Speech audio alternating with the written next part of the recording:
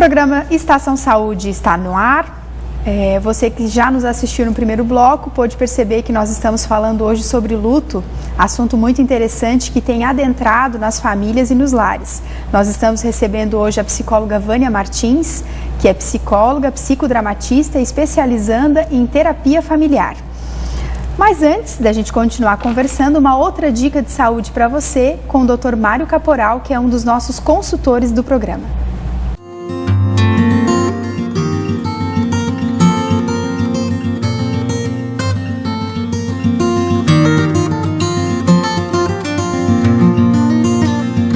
E hoje eu gostaria de falar sobre gota. O que é a gota? A gota é uma doença inflamatória articular crônica que acomete uma articulação ou mais. Pode acometer o tornozelo, o joelho, o dedo, o cotovelo, a mão, o ombro e assim sucessivamente. A gota, como o nome diz, ela acomete mais os homens do que as mulheres. Os homens na sua idade acima dos seus 40 anos normalmente e as mulheres após a menopausa. É muito importante que saibamos que a gota é uma doença inflamatória que ocorre devido a um acúmulo de ácido úrico no sangue.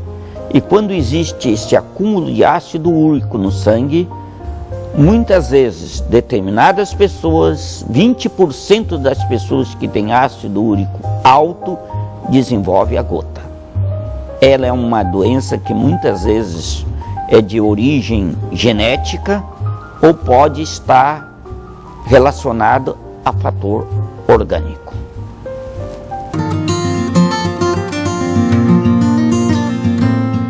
Falar em saúde é falar da Ecoclínica, que há 30 anos atua no diagnóstico por imagem.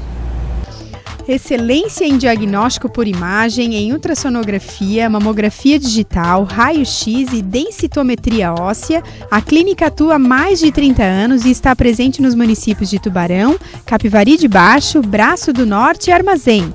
É também a única clínica do setor a receber o selo Nota 10 da Vigilância Sanitária.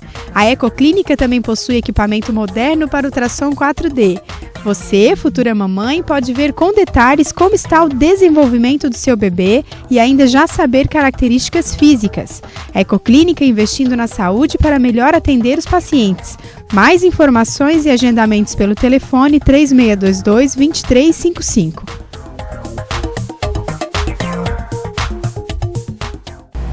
E para continuar falando sobre o assunto, né, você que está ligado com a gente, nós falaremos agora um pouquinho, psicóloga, o que significa essa especialização em psicodrama, né? Que é algo que até antes de começar o programa nós estávamos conversando, que lembra muito teatro.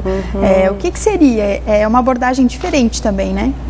Sim, o psicodrama foi a minha primeira especialização. Eu iniciei ele ainda quando eu estava na universidade.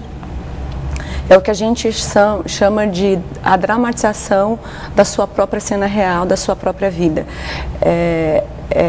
Uma forma de trabalhar é também uma abordagem terapêutica, onde a ação vai estar muito presente no espaço terapêutico, né? Então, ele vem também auxiliar nesse processo, né, de abordagem terapêutica quando chega o paciente. Há muito paciente que, em razão da sua maneira de ser, pode estar tendo esse benefício também com o psicodrama de poder expor o que está sentindo através do que a gente chama de ação dramática, né, nessa abordagem. Mas quando eu iniciei a abordagem do psicodrama e logo depois que eu concluí e eu comecei a atender, clinicar e ver a família de uma forma geral, foi que me causou uma curiosidade e uma vontade de entender melhor o que é também essa terapia familiar sistêmica e como ela poderia me ajudar nesse processo terapêutico, uma vez que eu considero muito importante o valor e o significado de família. E agora entrando no nosso tema, né? Pensando em famílias, a gente sabe que geralmente quando surge uma morte na família, há uma ruptura desse sistema familiar, né? Como é que a terapia, né? Esse processo de trabalhar a terapia familiar, como é que é trabalhar essa família enlutada? Bem, Como diz uma autora, Daniela Reis, quando a gente atende uma família, nós estamos imbricados no conceito de perda, porque a família necessariamente passou ou vai passar por alguma perda ao longo do seu processo de desenvolvimento, né? E essa perda, às vezes, é uma perda natural, né, em razão do desenvolvimento do ciclo vital dessa família, mas nós sabemos também que esse tema nos instiga de uma forma geral, porque se nós olharmos ao nosso redor, né, Gabriela, a gente vai perceber que perda é um tema que está mais próximo de nós e com muito mais frequência. Basta nós olharmos os noticiários de televisão e nós vamos nos deparar com tantas notícias devastadoras, né, de mortes em grande massa, de incêndios, deslizamento de terras, catástrofes que traz como consequência perda significativa, como nós tivemos o ano, né, anterior lá na Boate Kiss em Santa Maria, aquelas centenas de pessoas mortas por conta de um incêndio, de uma falta de estrutura adequada para aquele local. Então, a perda vai surgir, né, em algum momento da nossa vida, por alguma razão. Algumas nós esperamos, outra nos pega de surpresa. Então, o papel da psicoterapia familiar sistêmica na ajuda da família enlutada, num primeiro momento, é fazer o que nós chamamos de auxílio de primeiros socorros, um auxílio para a sobrevivência.